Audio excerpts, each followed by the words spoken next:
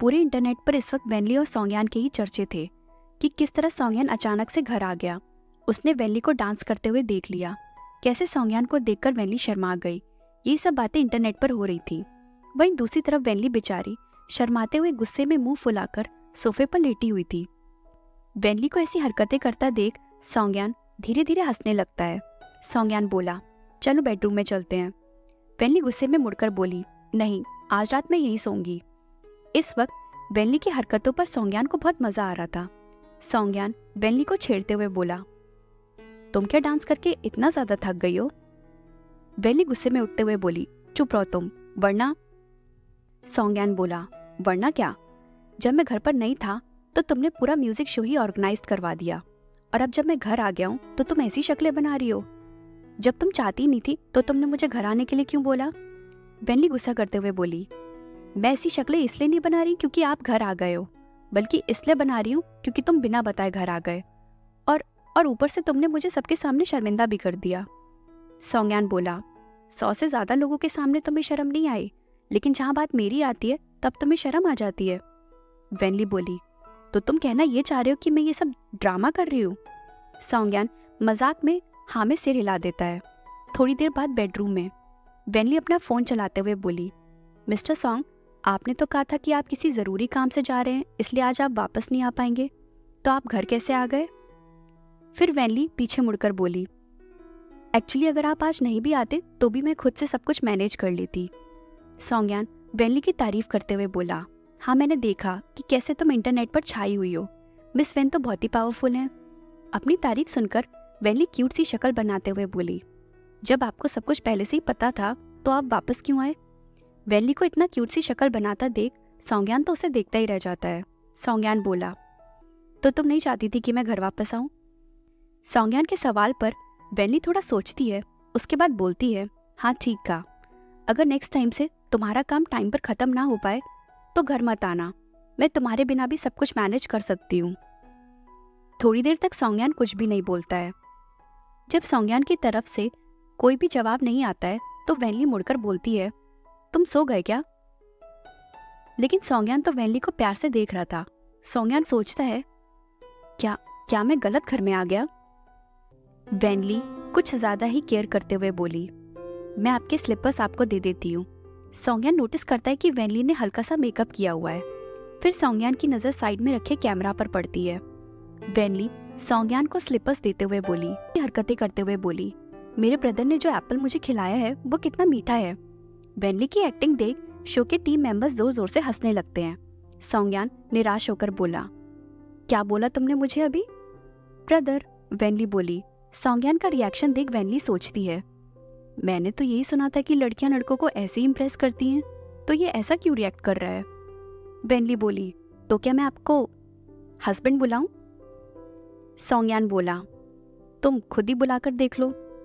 Vainly बोली, तो फिर मैं आपको क्या बुलाऊं, हस्बैंड या ब्रदर? सॉन्गयान ब्लश करते हुए बोला, जो तुम्हें ठीक लगे। फिर वेनली सॉन्गयान को हक करके बोलती है, ब्रदर, हस्बैंड, मुझे अंगूर खाने हैं। सॉन्गयान बहुत देर से अपनी फीलिंग्स को कंट्रोल कर रहा था, लेकिन जब वेनली नहीं मानती है तब सॉन्गयान का सब्र टूट जाता है और वो वेनली को बेड पर लिटाकर उसके दोनों हाथों को कस के पकड़कर वेनली के करीब आकर पूछता है, टाइनी एल्फ, तुमने कैमरा क्यों ऑफ किया था? सॉन्गयान के अचानक से बेड पर पुश करने से वेनली नर्वस हो जाती है। वेनली बोली, क्योंकि मुझे अंगूर खाने थे। सॉन्गयान बोला, अंगूर खाने थे या कुछ और? सॉन्गयान की बात सुनकर वेनली ब्लश करने लगती है। फिर सॉन्गयान वेनली की थाइस को टच करते हुए जैसे ही उसे किस करने वाला होता है तभी वेनली को अचानक से कुछ याद आ जाता है। वेनली सोचती है, ओ शिट, कैमरा तो अभी भी ऑन है। वेनली चीखते हुए बोली, पहले तो मेरे ऊपर से हटो। फिर वो दोनों कैमरा ऑफ कर देते हैं। उन दोनों के इस मूवमेंट से डायरेक्टर खुश होते हुए बोला, कल इस पार्ट को मेरे ट्रेलर से कट करना मत भूलना, और हाँ, सॉन्गयान ने जो लास्ट में कहा था उसे म्यूट करना मत भूलना। वेनली सॉन्गयान को आज के टास्क के बारे में सब कुछ बता देती है। ये सुनकर सॉन्गयान अपना माथा पकड़ लेता है और बोलता है, ये तुमने क्या कर दिया? वेनली बोली, ये सब करने के लिए प्रोग्राम टीम ने बोला था। उन्होंने बोला अगर कैमरा ऑन रहेगा तो तुम ठीक से कोऑर्डिनेट नहीं कर पाओगे, इसलिए मैंने कैमरा बंद करने की एक्टिंग की। फिर वैली थोड़ा नर्वस होकर सौंग्यान की तरफ देखने लगती है और सोचती है, मेरी सच में इसमें कोई गलती नहीं है, ये सब मुझे प्रोग्राम टीम ने करने के लिए बोला था। सौंग्यान सोचता है, ये मैंने ठीक नहीं किया। सौंग्यान को खोया देख वैली पास आकर पूछती है, मिस्टर सॉन्ग, आप ठीक तो है ना? तभी सौंग्यान वैली को खुद से दूर करते हुए बोला, बिल्कुल नहीं। वैली बोली, तो आप इस चीज के लिए मुझे तो ब्लेम नहीं करेंगे ना? सौंग्यान गिरे हुए फ्रूट्स को उठाते हुए बोला, नहीं, मैं तुम्हें क्यों ब्लेम करूंगा। वैली ने आगे पूछा, तो क्या आप गुस्सा हो? मैं क्यों गुस्सा होऊंगा? सौंग्यान बोला। वैली बोली, मुझे लगा कि थोड़ी देर पहले मैंने तुम्हें जितने भी अजीब तरीके के नामों से बुलाया, कहीं तुम उस वजह से उल्टी ना कर दो। फिर वैली कैमरे की तरफ देखकर सोचती है, चलो अब कैमरा तो ऑफ है। वैली आराम से अंगड़ाई लेते हुए बोली, वैसे पहले मैं सोच रही थी कि मैं तुम्हें सीनियर बुलाऊं, लेकिन फिर मेरे दिमाग में आया कि हमें ग्रेजुएट करे तो काफी साल हो गए हैं, इसलिए ये ठीक नहीं रहेगा। सौंग्यान बोला, इसका एज से क्या मतलब है? फिर चाहे हम 70 के हो या 80 के, रहोगी तो तुम मेरी जूनियर ही ना। और इस तरह पहले एपिसोड का ट्रेलर लॉन्च हो जाता है। इस ट्रेलर को देखने के बाद लोगों का अच्छा रिस्पॉन्स भी मिला था और बुरा भी। लेकिन इस ट्रेलर को देखने के बाद जो एक चीज सबसे ज्यादा फेमस हुई थी, वो था सौंग्यान का वैनली को टाइनी एल्फ कहना। इस ट्रेलर के बाद से वैनली टाइनी एल्फ के नाम से काफी फेमस हो गई थी। अगले दिन कार में ज़ैंगज़ुई लूमिंग से बोली, याद रहे बाद में मेरे साथ कॉपरेट करना मत भूलना। ठीक है, लूमिंग बोला। लूमिंग और ज़ैंगज़ुई दोनों सेट पर पहुंच जाते हैं। वहीं दूसरी तरफ वैनली और सौंग्यान भी सेट पर जाने के लिए निकल जाते हैं। वैनली बहुत ही एक्साइटेड होते हुए बोली, mister Song, it's all thanks to you. अगर इस बार तुम ज़ैंगज़ुई और लूमिंग की जान नहीं ले पाए तो फिर कम से कम उन दोनों को अपने पैरों के नीचे जरूर कुचल देना। सौंग्यान बहुत ही ध्यान से वैनली को देख रहा था। वैनली आगे बोली, तुम्हें तो बेस्ट एक्टर का अवार्ड भी मिल चुका है, मुझे तुम्हारी एक्टिंग स्किल्स पर पूरा भरोसा है, तुम ये पक्का जीतोगे। वैनली की बातें सुनकर सौंग्यान को लगा था कि वैनली अभी भी लूमिंग को भूल नहीं पाई है। तभी सौंग्यान ने पूछा, पूरे 2 साल हो गए हैं, तुम अभी भी वो सब भूल नहीं पाई हो?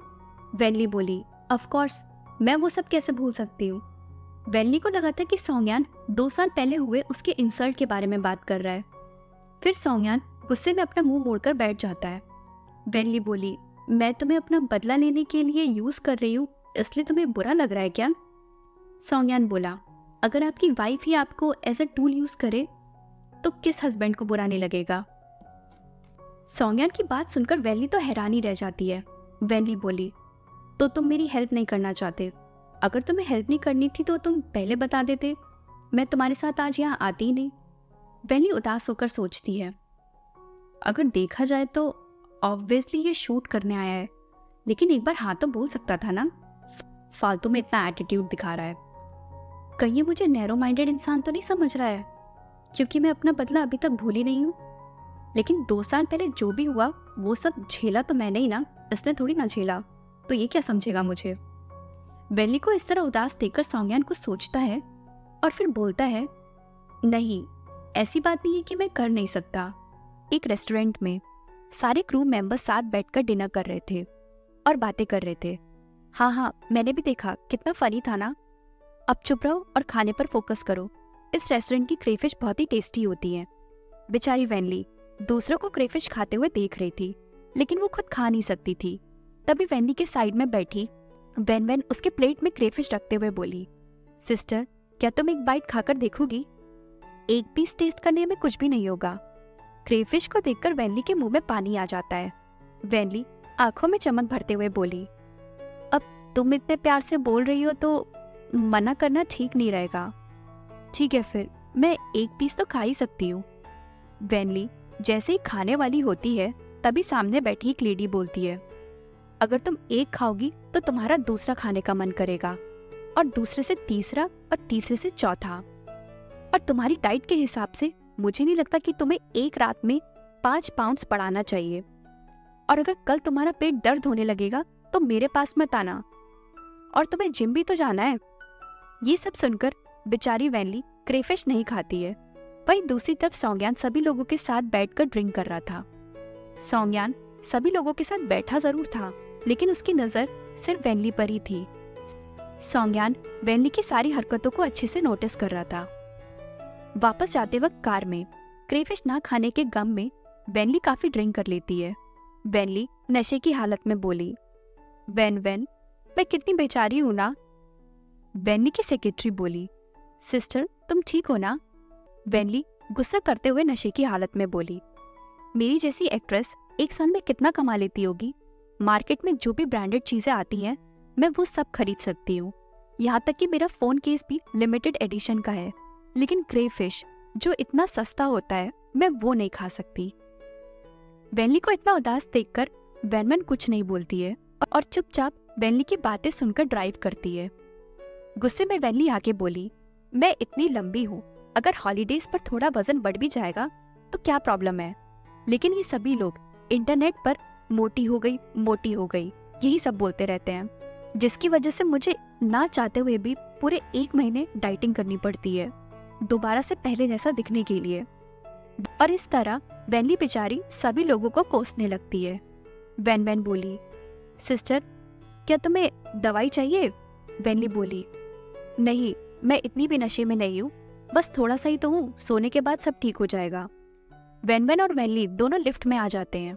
वेनली बोली, मैं इतनी भी वीक नहीं हूँ कि मुझे एंटीडोट की जरूरत पड़े। तभी लिफ्ट खुलती है और सामने लूमिंग और जैंगजुई को देखकर वेनली शॉक हो जाती है। लूमिंग भी वेनली को देखकर हैरान रह जाता है। तभी जैंगजुई जोर से लूमिंग का हाथ दबाती है, जिससे लूमिंग थोड़ा चौंक जाता है। लूमिंग जैंगजुई से बोला, हम नेक्स्ट टर्न का वेट कर लेते हैं।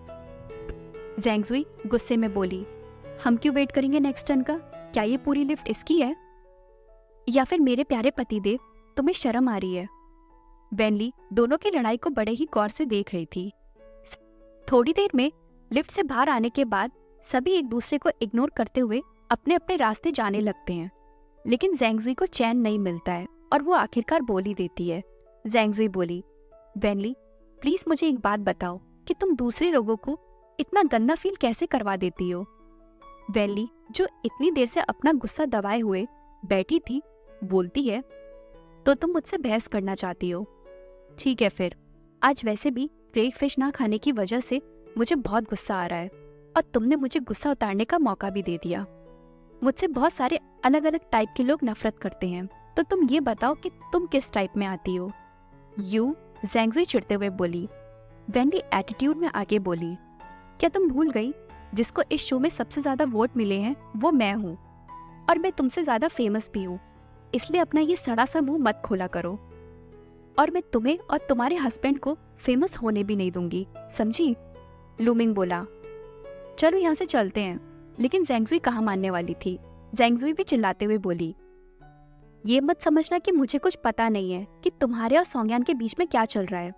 इस दुनिया में तुम्हारे जैसे हजारों लोग पड़े हैं, इसलिए मेरे सामने ज्यादा दिखावा करने की जरूरत नहीं है।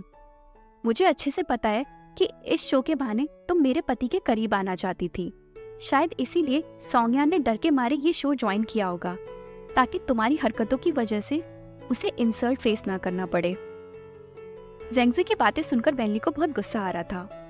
वेनली भी गुस्से में बोली, तुम्हारा पति, ये जो तुम्हारा पति है ना, ये हर रोज मुझे मैसेज किया करता था। वो तो उस टाइम शो के प्रमोशन की वजह से मैं रुकी हुई थी, वरना मैं कब का इसको ब्लॉक कर चुकी होती। वेनली की बात सुनकर लूमिंग की भी हालत खराब हो जाती है। वेनली आगे बोली, क्या तुम्हारे छोटे से दिमाग को अभी भी गलतफहमी है कि तुम्हारा पति इतना ज्यादा अट्रैक्टिव है कि कोई भी लड़की इसके लिए पागल हो जाएगी। तो तुम्हारी इन्फॉर्मेशन के लिए मैं तुम्हें बता दूं, मेरा सोंगयान तुम्हारे पति से 100 नहीं 1000 गुना ज्यादा पावरफुल है। वो ज्यादा हैंडसम भी है और वो इससे कई गुना ज्यादा पैसा भी कमाता है। मैं कोई अंधी नहीं हूँ जो मिस्टर सॉन्ग को छोड़कर तुम्हारे पति के पीछे घूमूंगी। जैंगजुई चिल्लाते हुए बोली, वेनली तुम और सोंगयान सिर्फ एक कॉन्ट्रैक्ट कपल्स हो। वो हैंडसम है और पैसा कमाना जानता है, ये बात अलग है, लेकिन तुम दोनों रियल में हस्बैंड वाइफ नहीं हो। वेनली बड़ी कॉन्फिडेंस के साथ झूठ बोलती है। किसने कहा कि हम रियल कपल्स नहीं हैं? मिस्टर सॉन्ग को ज्यादा बात करना पसंद नहीं है, लेकिन वो मुझसे सारी बातें करते हैं। एक बार तो उन्होंने मुझे स्लिप पर पढ़ती है जिस पर लिखा था less spicy less oily. Songyan Wenli के लिए लेस ऑयली और लेस स्पाइसी वाले लॉबस्टर लाया था, ताकि वेनली अच्छे से खा पाए और उसकी सेहत पर भी कोई असर ना पड़े। तभी वैली लॉबस्टर के बाउल को सौंग्यान की तरफ खिसकाते हुए बोली, मैं इतने सारे अकेले तो नहीं खा सकती, और अगर मैं इन्हें खाऊंगी नहीं तो ये वेस्ट हो जाएंगे। लेकिन अगर तुम्हारा मन नहीं है खाने का तो कोई बात नहीं, इट्स ओके। वैनली इनडायरेक्टली सौंग्यान को खाने के लिए बोल रही थी। सौंग्यान खाते हुए बोला, ये तुम्हारा मुंह किस चीज का बना है? तुम्हारे लिए मुझसे कुछ भी कहना इतना मुश्किल क्यों हो जाता है? उसके बाद दोनों सोने के लिए बेडरूम में चली जाते हैं। वैनली को लेटा देख सौंग्यान के दिमाग में आया, क्या तुम लूमिंग को पसंद नहीं करती? वैनली बोली, मैं और लूमिंग को पसंद करती हूँ। ये तुमने कहाँ से सुन लिया? कल मैं मिस टान को बोलूंगी उस इंसान पर केस करने के लिए जिसने भी ये गलत इन्फॉर्मेशन फैलाई है। सौंग्यान कुछ सोचता है और बोलता है, तो तुम्हें वो पसंद नहीं है?